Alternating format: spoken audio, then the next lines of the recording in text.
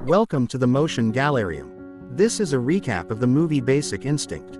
In San Francisco, a blonde woman ties retired rock star Johnny Boz to a bed with a silk scarf during sex, then stabs him to death with an ice pick. San Francisco Police Department Detective Nick Curran and his partner, Gus Moran, investigate the murder. The prime suspect is Boz's girlfriend, crime novelist Catherine Tramell, whose latest novel mirrors the details of the killing. Catherine is uncooperative with the investigators, taunting them by smoking during questioning and exposing herself. Though released for lack of evidence, she becomes a person of interest when Nick learns that she has a history of close relationships with violent individuals. These include her girlfriend Roxy Hardy, who killed her younger brothers as a teenager, and Hazel Dopkins, a convicted family murderer. Nick, a recovering alcoholic with a history of drug abuse and a prior incident in which he accidentally shot two tourists, attends mandatory counseling with police psychologist Dr.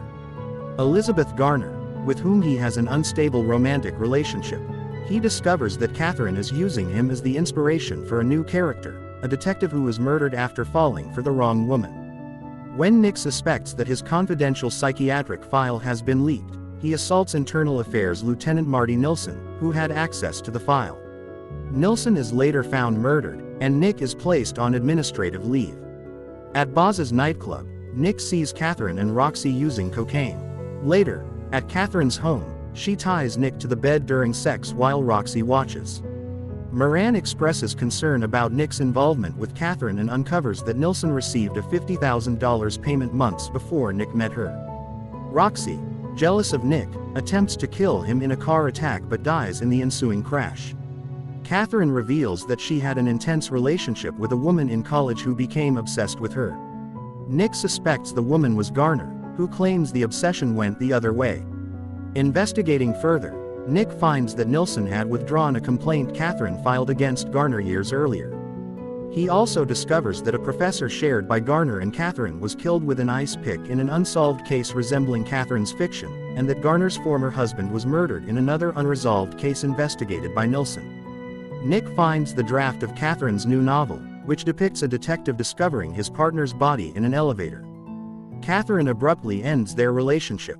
Later, Moran tells Nick he has arranged to meet Catherine's former college roommate in Oakland to learn more about her and Garner. When Nick arrives, he finds Moran stabbed to death with an ice pick in an elevator, mirroring the novel.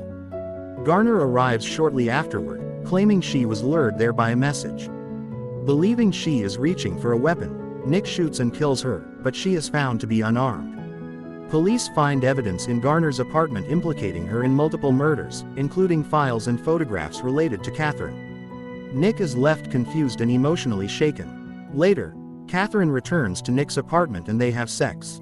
As they lie in bed discussing their future, an ice pick lies unseen beneath the bed.